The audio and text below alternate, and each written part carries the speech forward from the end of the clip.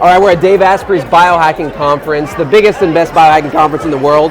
You guys know Dave Asprey started biohacking in generally. It's actually in Webster's dictionary under the term biohacking in and of itself. So we're here having conversations about mental optimization primarily, and you guys know what we do with Tru Kava, talking about coping healthy instead of toxic coping, and we're moving into this new paradigm where people are learning how to generate their own mental and emotional state sustainably from inside their body instead of from relying on external, what I call chemical credit cards that borrow from tomorrow to pay for today, i.e. drugs, alcohol, or any form of addictive substance. I'm talking with other influencers that are working in the fields of brain health and brain supplementation that are going to help accent or make more efficient any nootropic, any brain health practice, whether it be meditation or things that you take like Kava. Nothing better to kick this off with than a talk about molecular hydrogen. We're here with Steve Carver, and we're going to have a little conversation based on that. Let's talk a little bit about molecular hydrogen and some of the benefits of that. And you know, there's many ways that people can get molecular hydrogen in their system. You can do inhalation, you can bathe in it, you can drink it, right? So those are the main three ways what people generally get molecular hydrogen in their body. And you think, well, this is such a great thing, and there's 2,000 studies that promote all these different benefits across multitudes of disease models and this and that, and it's becoming more and more prevalent in everybody use. So why wouldn't I use it all the time? Well, what they found with molecular hydrogen is because your body's exposed to it a lot. So when you drink very fibrous vegetables, your body produces a lot of hydrogen gas. And what they found is the real benefit to hydrogen gas is that you basically change the concentration of it consistently. So almost like dosing, molecular hydrogen is going to be the most beneficial way to use it. I want people to understand that. So it's not really whether you drink it or breathe it or bathe in it. You want to make sure that you don't do it all the time, because that most studies show that there's really not a lot of effect unless you have a change in the state of molecular hydrogen in your system. We talked a little bit about inhalation. Inhalation's a little tough because most people, it takes a very sophisticated process. It takes a lot of time. You got to sit, you got to breathe it for 20, 30 minutes. You got to have the right concentration. You have to source that from the right place, et cetera, et cetera. So they found the most efficient way to get this is to drink it. You can produce molecular hydrogen in water by electrolysis. So we saw a ton of bottles. Yeah. Everybody was promoting We've the bottles. seen the bottles, yeah, they generate. Okay, and so what they found is the biggest problem with that is that you've got electrodes. Yeah. So if you don't have good quality electrodes, one of the problems is if they're not plated correctly or whatever, you can have heavy metal leakage into your water, which is a whole nother issue that we won't even get into. Yeah, of course. But let's say you do have a good bottle, and it says it produces 10 parts per million, but it only produces 8 ounces of water. Well, now I've got to divide that down to know what the dose is. How much molecular hydrogen am I actually getting in that dose? The other problem with the bottle is, let's say gives me 3 milligram dose per serving, whatever it is, but as the electrodes degrade, you start to lose efficiency, so it doesn't produce as much, and over time the bottle doesn't actually give you a therapeutic dose. Right. Well, we've solved that problem. And relatively quickly too, right? Yeah, I mean, relatively quickly. So within a number of months or so. The first iteration into the next thing was to take metal magnesium, and we put it in water, and that creates molecular hydrogen. Right. And so tablets were made, and you put them in water, and they take 2-3 minutes to do, and they produce a certain amount of hydrogen in the water. Right. They didn't taste great. Yeah. They off gas. We all tried the early ones. They still take a long time to do that, right? And so you can't really mix anything in them. You make your molecular hydrogen in this thing with these tablets. You lose about 20% of that while you're waiting for the tablet. And we go on, and then if I want electrolytes too, because I'm a little dehydrated, I got to have a separate drink and another bottle and all these other things. At JumpSport, we have an amazing product that takes all that technology of using the tablet idea of using magnesium. And we mixed it with electrolytes, and we've formulated it in a way that you can get all of this in 15 seconds. So you pour it in the water, you wait 15 seconds, and you're going to get the highest dose of molecular hydrogen, because actually going into your body. Into your body. And okay, so not just produced. They're like, okay, well, what does that mean, parts per million? So I'm going to talk in parts per million just so people understand. So in 1 liter of water, the liquid hydrogen product that we're going to talk about will produce 11.9 parts per million. So we offer packets, so nobody's going to drink a liter of water, pound a liter of water right away. So in a half a liter of water, you put one of these packets, and you're going to get 5 milligrams of molecular hydrogen. as well as a very moderate dose of electrolytes. So you're getting it all in one, and you're getting it in 15 seconds. So which I always say, by the way, I mean, molecular hydrogen and electrolytes are two of like the most foundational things. People ask me all the time, like if I didn't take handfuls of supplements, if I just took 2 or 3 things, I mean, electrolytes is definitely one of them for sure, especially if you're doing a lot of stimulants and getting good quality magnesium in those and all that. But molecular hydrogen, well, first of all, I kind of want to back up here for a second. Yeah, let's go back. I want to talk a little bit about what molecular hydrogen's role, or what hydrogen's role is as an element, both in the atmosphere and in the world, obviously in existence, but also how it relates to the body and why it's so important specifically for brain health. Well, 2 things. First of all, it is the first element that they believe ever existed. It is the smallest element. Everything was built up. It is number 1 on the element chart. And generally, you're not going to find it by itself. It generally is going to partner up with its friend, or oxygen, or nitrogen, or some other thing. Because it's basically the substrate of life, like where you find hydrogen. You're going to find it almost in everything you can think of. I mean, H2O, the foundation of all life, has where hydrogen. There's water, there's life. There's multicellular organisms. And we can get into the whole oxygen, water thing. But hydrogen itself is really important. Number 1 about being the smallest molecule there is, even paired up with its friend. So it's H2. When people talk about molecular hydrogen, it's not H1. It's not some isotope. There's like 5 different kinds of hydrogen, and one missing electron, one with an extra electron. But we're just talking about H2, which is 2 hydrogen molecules with a non-covalent bond, non-polar, the most inert, innocuous thing you could think of. And you think, well, how can that possibly do anything? Well, here's the good news. The good news is it's like telling people air. A lot of people think, okay, hydrogen, like how is that special? I'm looking for something that's like a Rolls-Royce supplement, some molecule we've never seen or discovered. Well, let's talk about water. Okay, water has hydrogen in it, and it's important for your body to live, right? But even water requires aquaforum in order to absorb it into the cells. It can't go in there without a channel.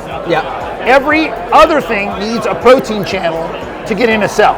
Needs a receptor. Because of the size of molecular hydrogen, it diffuses through cell walls, which it does an amazing thing, which really pertains to Kava and Tru Kava, and why it will help this product, is that it can pass the blood-brain barrier because of that. Readily, just diffuse. It diffuses right in there. Now there's other applications, and we're seeing it in the beauty industry, and think because of that also. You can put it on your face in foam, you can put gel on.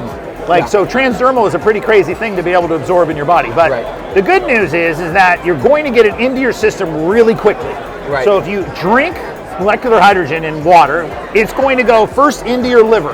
And then from your liver, it's going to spread throughout your whole body, and then you're going to expel it through your lungs. So it gets into your body within 5 minutes, 5 to 15, depending on your health. But generally within 5 to 15 minutes, it's in your system. It's out of your system in an hour. There's very little interaction with many things. But what it does do while it's there is it interacts with cells. And it interacts on a couple of different levels.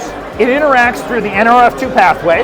So it doesn't just indiscriminately go around. And because you want some oxidation in the body. You want some inflammation, right? Well, think about this. Most people know about nitric oxide. They even sell it here.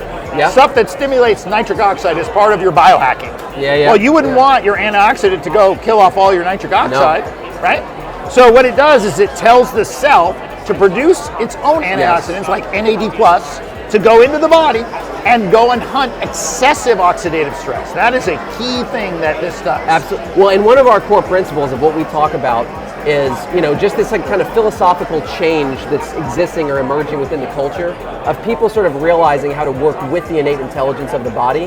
And most of the different strategies, therapies, practices that we see here at the Biohacking Conference or in our movement specifically are all based on some form of nature reintegration or reconnecting with the intelligence, or using substances or strategies that help to amplify or feed the intelligence at its base instead of contradicting or undermining it to get an instant gratification, like you would say with short-term, recreational drugs, for example. So let's talk about the base. The cell is the base, right? We go into the nucleus, anything that can penetrate in through that cell wall and get to the nucleus. Molecular hydrogen has this unique ability to not only interact in certain channels like that, but also to go into the DNA of the cell and be able to talk to it, specifically with mitochondria.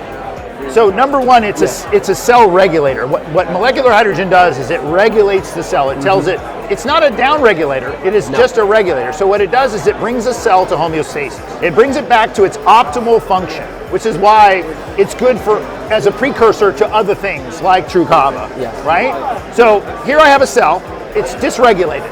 And molecular hydrogen comes in and says, no, no, no, do this, come down, go up, thing, and brings the cell back to its optimal function. In other words, it's amplifying intelligence, right? Correct. And so it's increasing the body's adaptive potential or the body's ability to self-regulate instead of trying to, commandeer or override it in some way to get something, right? Forcing it through some foreign mechanism that either blocks, most pharmaceuticals block things. Yes.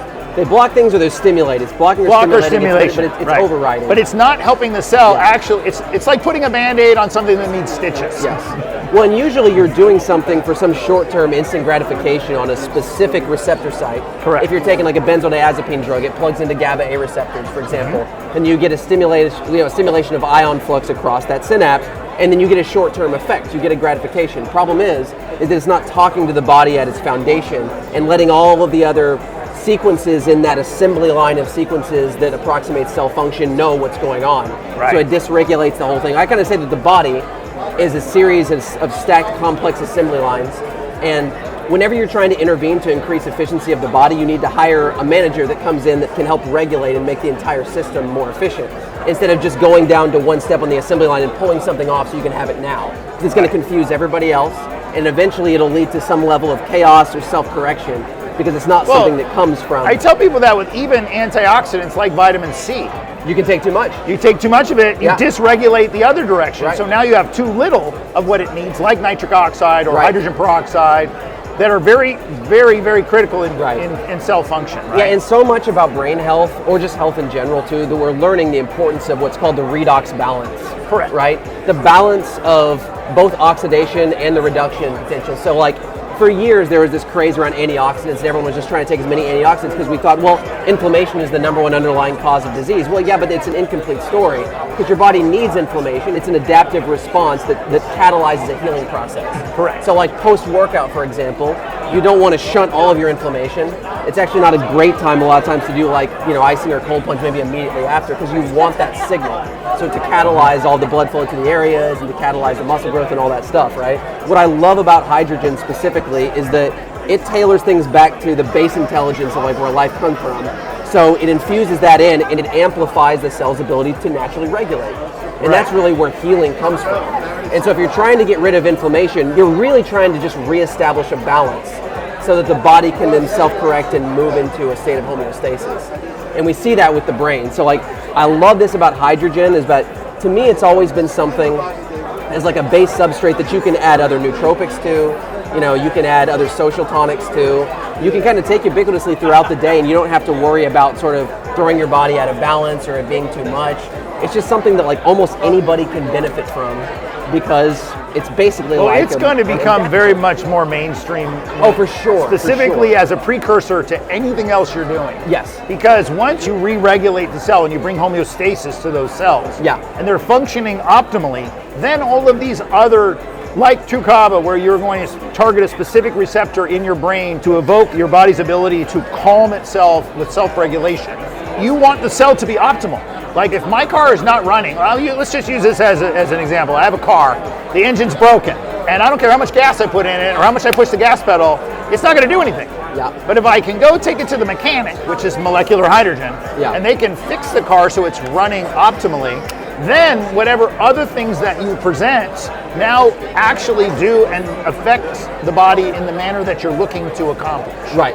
In relation to brain health, I mean, so much of everything comes down to mitochondrial function, obviously. And if you can increase mitochondrial output and efficiency, you're going to have more energy to go towards more production of the proper neurotransmitters to help you actually feel awesome and amazing sustainably.